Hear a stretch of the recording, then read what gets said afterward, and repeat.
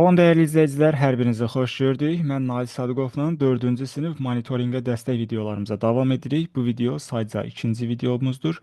Bundan əvvəlki videomuzu izləməmisinizsə, bu videodan dərhal sonra həmin videomuzu izləməyinizi tövsiyə edirəm. Dostlar, bir əvvəlki videomuzda sizə monitorinq test toplusu haqqında da məlumat vermişdim. Eyni bir məlumatı təkrar bölüşmək istəmirəm sizinlə. Zəhmət olmasa birinci videoya baxaraq oradan detallı məlumatlara sahib olun. Kanalımızda biz bacardığımız qədər monitorinqə hazırlaşanlara dəstək olmağa çalışırıq. Video dərslərimiz var, pulsuz sınaqlarımız var.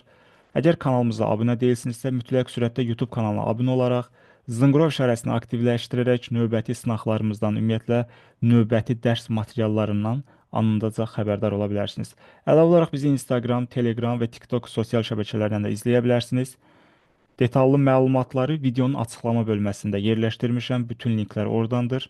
Yəni oradan daxil ola bilərsiniz. Əlavə olaraq bizim dərslərimizə qoşulmaq istəyən şagirdlər və yaxud müəllimlər olarsa, ekranda aşağı sol tərəfdə nömrə görürsünüz 055 239 20 41. Həmin nömrəyə yazaraq detallı məlumatlar əldə edə bilərsiniz. Bizim həm pullu, həm də pulsuz hazırlıq qruplarımız mövcuddur. Artıq vaxt itirməyək, biz sualların izahına başlayırıq. Əvvəlcə siz videonu saxlayırsınız. Müstəqil şəkildə sualın cavabını tapırsınız. Daha sonra mənim izahımla sualı doğru yoxsa yanlış yazdığınızı müəyyən edə bilərsiniz. Birinci sualın artıq mən izahını verirəm. Hansı ədəd daha böyükdür? Onluq kəsrlərin müqayisəsi ilə bağlı olan bir sualdır. Onluq kəsrləri müqayisə edən zaman ilk öncə onun tam hissələrinə baxılır. Diqqət yetirsəniz bütün variantların hər biri sıfırla başlayır, yəni sıfır tamdır. Daha sonra biz onda birlər mərtəbəsinə baxırıq. Onda birlər nədir? Yəni altından xətt çəkdiyim rəqəmlərdir, vergüldən bir sonraki rəqəmlər. Hansı daha böyükdürsə o daha böyük olacaq. C variantında sıfırdır, A variantı sıfırdır. Qalır B və D variantları.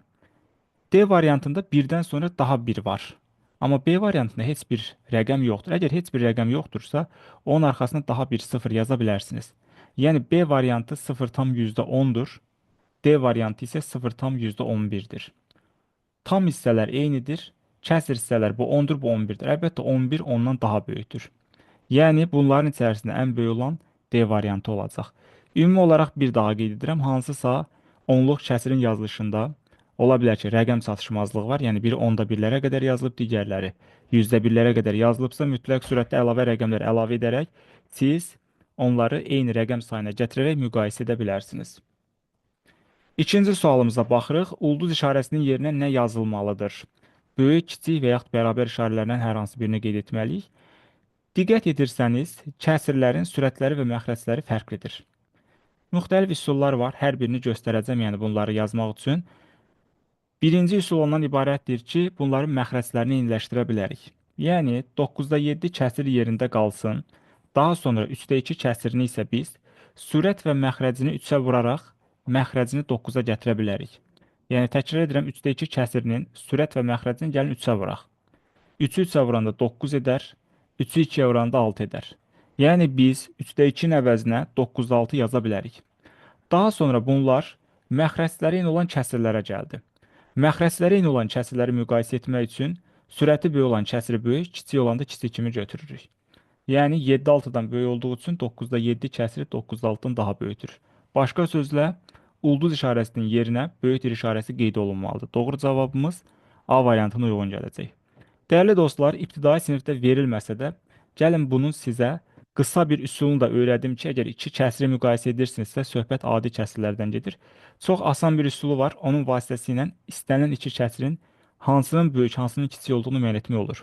Çarpaz vurma üsulu deyilən bir üsul var riyaziyyatda. Bu nədir? Bu şəkildə vurursunuz. Yəni 9-u 2-yə vuranda 18 edir, üstə yazıram. 3-ü 7-yə vuranda 21 edir. 21 böyükdür, yoxsa 18, əlbəttə 21. Yəni 21 18-dən böyükdür, işarə böyükdür işarəsi olacaq. Daha sonra həmin işarənin böyükdür işarəsini bax bu şəkildə qeyd edə bilərsiniz. Məsələn, sizə başqa bir nümunə verirəm. İndi bunu özünüz müstəqil şəkildə qeyd etdiyim üsulla müqayisəsini apara bilərsiniz. Deyək ki, kəsirin biri 5-də 3-dür, digəri də olsun 9-da 4 kəsiri. Siz indi müstəqil şəkildə bunun hansının böyük, hansının kiçik olduğunu müəyyən edə bilərsiniz. Buna əlavə tapşırıq kimi verirəm. Yəni Aşağıda şərh bölməsində qeyd edə bilərsiniz ki, məsələn 5-də 3 daha böyükdür və yaxud 9-da 4 daha böyükdür. İşarənin arasında hansı işarə olacaqsa, şərhlər bölməsində qeyd edə bilərsiniz. Üçüncü sualımıza başlayırıq. 48325 ədədindəki 8 rəqəminin mərtəbə vahidini tapın. 8 rəqəmi diqqət yetirsəniz minliklər mərtəbəsində yerləşir. Mərtəbə vahidi isə rəqəmdən asılı olmayan bir göstəricidir. Yəni, minliklər mərtəbəsinin mərtəbə vahidi həmişə 1000 olacaq. Orada 8 deyil, 3 də olsa, 5 də olsa fərq etməz. Ona görə doğru cavab B variantıdır. Əgər sualın şərtində desə ki, həmin bu ədəddə 8 rəqəminin mərtəbə qiymətini tap, bu zaman 8-i 1000-ə vuracaqsınız, cavab C variantı olardı. Yenə qeyd edirəm, mərtəbə vahidi rəqəmdən asılı deyil. Məsələn, təkliklər mərtəbəsinin mərtəbə vahidi 1, onluqlar mərtəbəsinin mərtəbə vahidi 10, yüzlüklər mərtəbəsinin mərtəbə vahidi 100 və s. bu qayda üzrə gedəcək. Mərtəbə qiyməti isə müvafiq rəqəmi mərtəbə vahidinə vurmaqla alınır. Dördüncü sualımıza baxırıq. Şəkildəki üçbucaq bərabər yanlı üçbucaq olarsa x-i tapın. Bərabər yanlı üçbucağın yan tərəfləri bərabər olmalıdır. Yəni bu şagird tərəfindən bilinməli olan bir xassədir. Başqa sözlə 2x üstəgələk 8 bərabərdir 20 olmalıdır. Və bu tənlik həll edilmə bacarığına gətirilir. İndi bunu da həll etmək üçün buradan 2x bərabərdir. 20-də 8 çıxıram, yəni 8 keçir o biri tərəfə. Burada qalır 12. X də bərabərdir. 12-ni 2-yə bölürəm, düşəcək 6. X-in qiyməti 6 olacaq. Doğru cavabımız C variantına uyğun gəlir. 5-ci suala baxırıq. 4 saat 56 dəqiqə neçə dəqiqəyə bərabərdir? Diqqətli olursunuz, 456 yazmaq olmaz. Əvvəlcə 4 saatı biz dəqiqəyə çevirməliyik. Bunun üçün 4-ü vuracaqsınız 60-a. Çünki hər saatımız 60 dəqiqədən ibarətdir. 4-ü 60-a vuranda olacaq 240 dəqiqə. Sonra aldığımız bu 240 dəqiqənin üzərinə 56 dəqiqəni də əlavə edirik. Toplasaq 6-nın üstə 0 gələndə 6 edər, 5-in üstə 4 gələndə 9 edər, burada da 2 qalacaq. Yəni yekun cavabımız 296 dəqiqə olacaq. Bu da uyğun gəlir D variantına. Belə dəyərli izləyicilər, ümid edirəm 5 sualın hamısını doğru tapdınız. Əgər bilmədiyiniz məqamlar varsa təkrar baxın, çünki monitorinq imtahanda da bu və yaxud da buna oxşar sual tipləri qarşınıza çıxa bilər. Ona görə öncədən detallı formada hazırlaşmağınızı tövsiyə edirəm.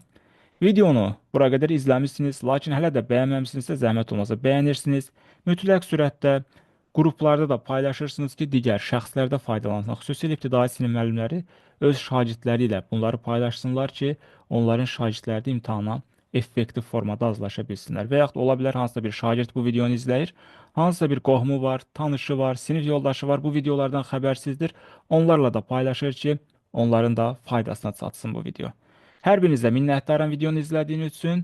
Kanalı izləməkdə davam edirsiniz. Sağ olun, bir sonraki izahlarımızda görüşərik. Hələlik.